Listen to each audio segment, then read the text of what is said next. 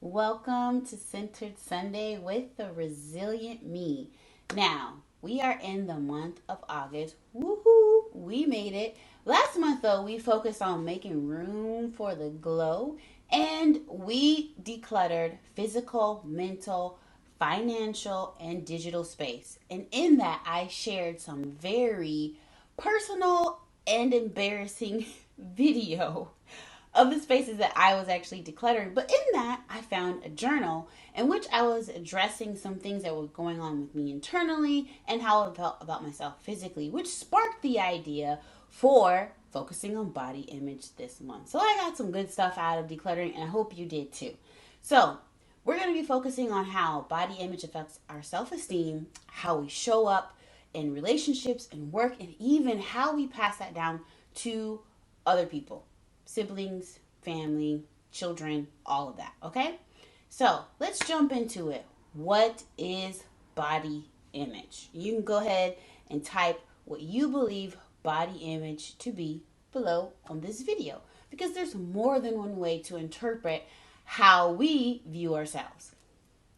Here is the resilient me, Sharice's definition of body image. I believe it is the way you feel and think about your physical appearance. But there's a second part to the equation, which is how we imagine others perceive our physical appearance. Because without that second part, there will probably be no first part. We have to have something to compare ourselves to, a mirror, or something to judge ourselves against. And usually it's about what other people think or say, or how other people look as well. So, a negative body image can be perpetuated by the media, fashion industry, beauty industry, our peers, and the worst culprits, I guess you could say, of all, our family.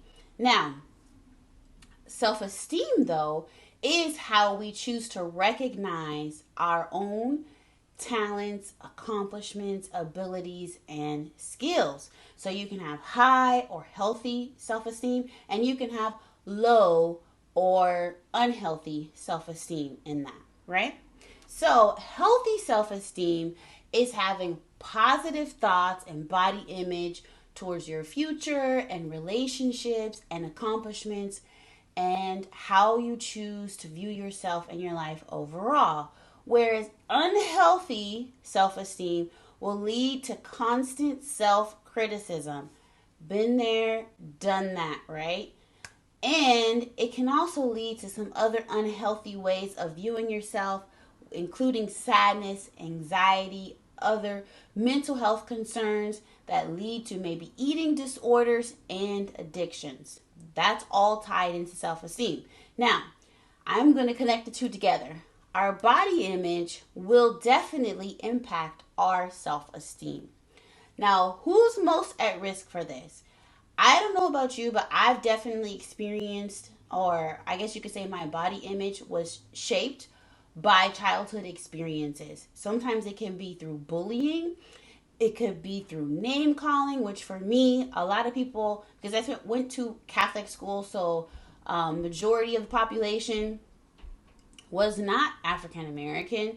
They were usually Caucasian, maybe Asian, maybe Filipino, right? So my body type, my body build was really unusual, especially at a young age. So people used to make fun of my lips or make fun of my butt. Like, she has a bubble butt, she has really big lips. Of course, they would say things like she looks like a monkey, all that stuff, okay? And for that reason, it took a really long time for me to wear makeup, being honest here, and more specifically lipstick, because I felt my lips were so big, I wanted to hide them, right?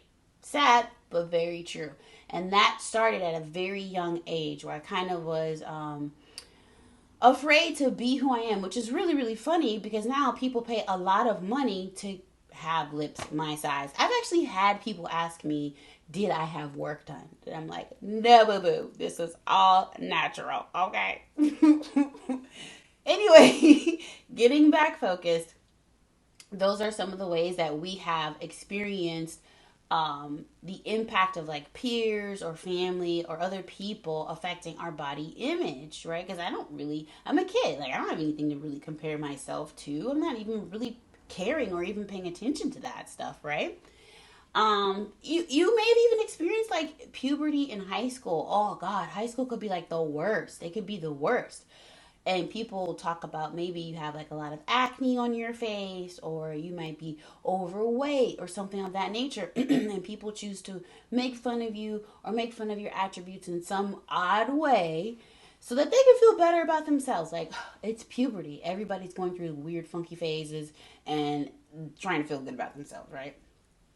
Now, what I want to zone in on is, though, there is another level in which you can have issues with self esteem, and that is if you have maybe a family that is high on perfectionism and has extremely high standards.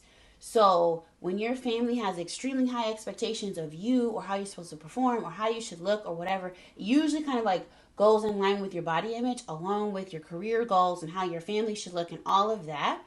That can also play a huge role on your self-esteem. Like, you could be doing a fantastic job because your family, but because your family is, has this high level of perfectionism or extremely high standards, you can feel like you're a loser and a failure. Meanwhile, you're making six figures, you got 2 degrees, family's doing good or whatever, but you're not quote unquote doing enough to meet their standard. So those are some of the ways that low self-esteem can enter into our lives. So what I want to talk about today to kind of wrap this up is how we can actually increase or raise our low self-esteem to healthy self-esteem or high self-esteem. One of those ways to do that is to have positive self-talk. Now, I know it's kind of like something that everybody's like not familiar with. Talking to yourself is kind of like weird and unusual, but you have to counter the negative images and words that are being said to you with positive things that you say to yourself. So instead of maybe like me, when I was younger, I used to be, you guys are gonna laugh, I used to, this was like a family thing. They used to make fun of my forehead, right? And it took a very long time for me to accept my forehead. And the way I actually did it, which is funny, is through the beauty industry and Tyra Banks. And I was like, if Tyra Banks has a big forehead, I love Tyra Banks, so y'all don't make fun of her, okay? If Tyra Banks has a big forehead and she could be successful and be America's Next Top Model, then my forehead is just fine. And so I had to love that aspect of myself. Or maybe you feel like, for women, a lot of times we judge ourselves according to like how other women look. So you're like, oh, my boobs are too small, or my butt's too small, or, I wish I was more curvy. I used to, in my head, imagine that I was a lot skinnier than I was, which is funny. But it's true, like that was my body image. Like, I have no curves. I have no curves. And I would be like around other friends that are like, Vietnamese or Indian or something, and they would be like, girl, what are you talking about? Like, you got a whole lot of curves. Well, compared to a lot of women in the African American community, I didn't feel like I did. So I had, a poor image of how I looked. So it takes careful recalibration of how you talk to yourself when you put on your clothes, when you take selfies, or you see other pictures of yourself and you're like, oh, no, I don't want to do pictures, I don't want to do video because I don't look good, or get me from this side, or you trying to suck stuff in, or people even use different apps and airbrush, and you guys have seen celebrities who have used different apps or who knows what, Photoshop, to doctor their pictures because they're so concerned about their self image. Well, you have to counter those things with positive self talk. Embrace your forehead, okay? Embrace your stomach. Embrace your Biggie Smalls, all right? Whatever it is, I need you to embrace it, because rejecting it is actually counterintuitive, and sending yourself into a vicious cycle of shame and regret and guilt is not going to bring you out of whatever it is that you're viewing yourself in, okay? And also, if it was a level of trauma, so if there was something that you experienced in your childhood, and or something even in high school, or even in adulthood, you need to find someone to talk to your trauma about so you can process that and get it out and release it and let it go. Because that is, I can almost guarantee you, how you see yourself is not how other people see you. It's like usually not even close. Like, people will be telling me stuff like, we'll take pictures and be like, oh my God, did you? I'm like, what? I don't even see what you see. The picture looks good. take another picture. But I mean, some of us are guilty of that, right? Or this wasn't my best side, so I gotta take another picture. Love all your sides, okay? Left side, right side, big forehead, lips, all of it, okay? Love the whole thing. All right. Also, you want to make sure that you're creating affirmations so that when you're feeling vulnerable and you're feeling exposed, that you can recall these affirmations to then again reaffirm how beautiful you are, how amazing you are, and the things that you've accomplished. All right.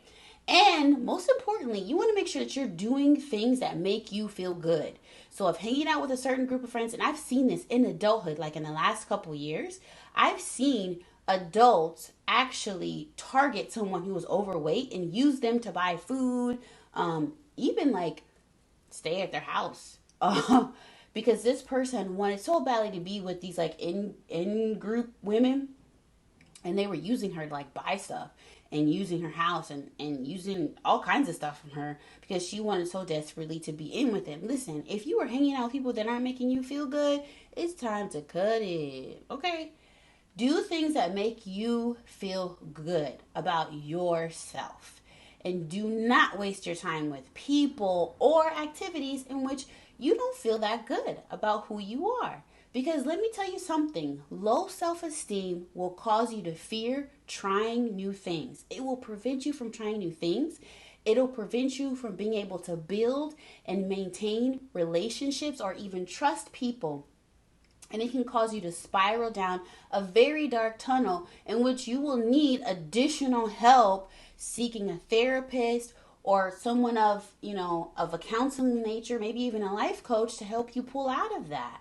It is not supposed to be a life filled of shame because your body doesn't look like somebody else's body.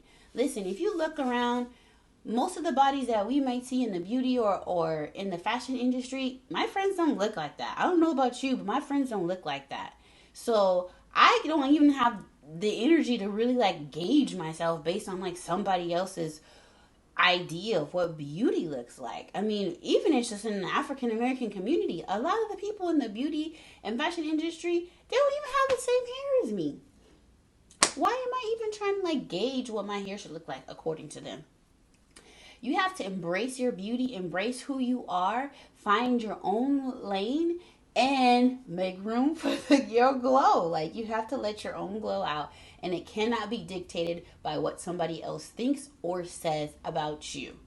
Love you, and the rest will follow. All right, that's all I have for you guys this week. Please make sure that if you are not a part of our private Facebook group, join us. I would love to have you in there. We can talk, we can share, we can video, chat, all of those things, all right? I want to see you in the group. All right, I love you guys. Have a blessed week.